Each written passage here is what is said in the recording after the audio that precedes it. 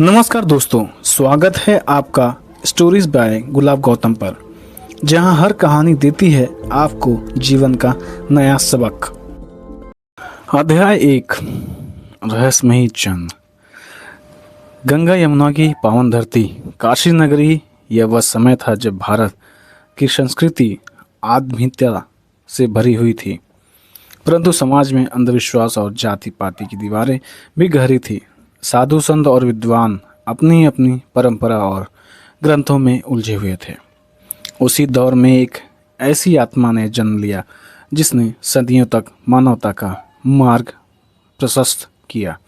कहते हैं कि काशी के पास एक तालाब था, लहरतारा तालाब। उस तालाब के किनारे सुबह सुबह पक्षियों की चहचहाहट, मछलियों का खेल और कमल के फूलों की सुगंध वातावरण को जीवंत कर देते थे। गांव के लोग वहां पानी भरने, कपड़े धोने, गंगा स्नान करने आते थे। रोजमर्रा की जिंदगी में इसी तरीके से जीवन चल रहा था। इसी गांव में रहते थे नीरू और नीलम, और उनका नीमा भी कहा जाता था। नीरू एक साधारण जुलाहा था, यानी कि कपड़े धोने का काम करता। उनका जीवन करघे की खटखट मेहनत से बुने कपड़े में बीतता। नीमा उनका साथ निभाने वाली धर्म पत्नी या नीलम कह लीजिए, जिनका हृदय कोमल और भक्ति से परिपूर्ण था। उनका जीवन बहुत साधारण था। मिट्टी का घर, चूल्हे पर सादी रोटी और मेहनत से अर्जित किए हुए कुछ पैसे। परंतु नीरू और नीलम की सबसे बड़ी व्यथा यह थी कि उनके घर कोई संतान नहीं थी। यह बात अक्सर उन मन को दुखी करती। नीमा प्राय भगवान से प्रार्थना करती, हे प्रभु, हमारे जीवन को भी पूर्ण कीजिए, हमें भी संतान का सुख लेने दीजिए। एक दिन भोर का समय था। नीरू और नीलम या नीमा तालाब किनारे जा रहे थे। सूरज की लालिमा धीरे धीरे पानी पर चमक डाल रही थी। हवा में हल्की ठंडक थी। तभी उनकी नज़र तालाब के बीच पड़ी। वहाँ एक कमल के फूल पर पड़ी, जहाँ एक शिशु लेटा हुआ था। नीमा ने आश्चर्य से कहा, स्वामी देखो, यह तो चमत्कार है। पानी के बीच कमल पर एक बच्चा कैसे हो सकता है, कैसे तैर सकता है?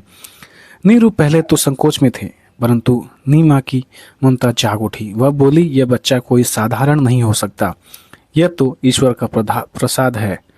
हम इसे अपने घर ले चलें? नीलू ने हल्की चिंता से कहा, परंतु लोग क्या कहेंगे? बिना माता पिता के बच्चा उठाकर लाना, समाज तो हमें ताने देगा।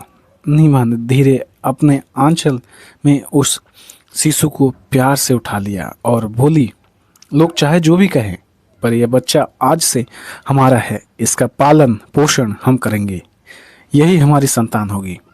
नीरू की भी आंखें नम हो गई। आंखों में बहती करुणा देखकर सहमति में सिर हिला दिया। गांव में जब यह समाचार फैला कि नीरू नीमा को तालाब से एक बच्चा मिला है, तो तरह तरह की बातें होने लगी। कोई कहता यह तो ईश्वर का भेजा हुआ दिव्य बालक है, कोई कहता न जाने किसका छोड़ा हुआ बच्चा इन गरीबों ने पालकर भार ले लिया है। परंतु नीरू नीमा के लिए यह सब महत्वहीन था। उनके लिए यह बच्चा उनका घर का उजाला था। नीमा उसके छोटे छोटे हाथों को देखकर कहती, यह बच्चा बहुत महान बनेगा। समय बीतता गया। बालक की मधुर मुस्कान ने पूरे घर को जीवंत कर दिया। उसका नाम रखा गया कबीर। नामकरण के पीछे भी कथा है। कहा जाता है कि कबीर शब्द का अर्थ है महान, श्रेष्ठ, महानतम। नीमा कहती, यह बालक साधारण नहीं है, इसका जन्म भी साधारण नहीं होना चाहिए। यह कबीर है, महान है। कबीर बाल्यावस्था में ही असाधारण प्रतीत होते थे। जब अन्य बच्चे खेलते, वह नदी किनारे बैठ जाते और पानी की लहरों को देखते देखते उनकी आंखों में गहरी गंभीरता झलकती। नीमा कभी पूछती, बेटा तू खेलता क्यों नहीं? तो कबीर मुस्कुराकर कहते, माँ, मुझे इन लहरों में ईश्वर दिखाई देते हैं।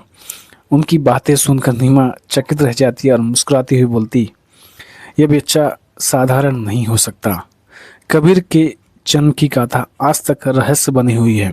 कुछ लोग मानते हैं कि वे ईश्वर की देन थे, कुछ लोग कहते हैं कि वे दिव्य आत्मा के रूप में प्रकट हुए। परंतु एक बात पर सब सहमत है, कबीर का जीवन मानवता के लिए वरदान था। इस प्रकार कबीर दास जी का जीवन आरंभ हुआ, रहस्य, चमत्कार और ममता से।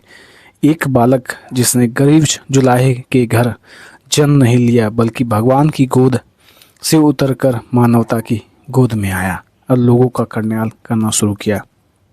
ये था अध्याय 1। हम आगे सीखेंगे और देखेंगे अध्याय 2 में क्या होता है। चलते हैं अगली वीडियो की तरफ। वीडियो देखने के लिए धन्यवाद। जय हिंद।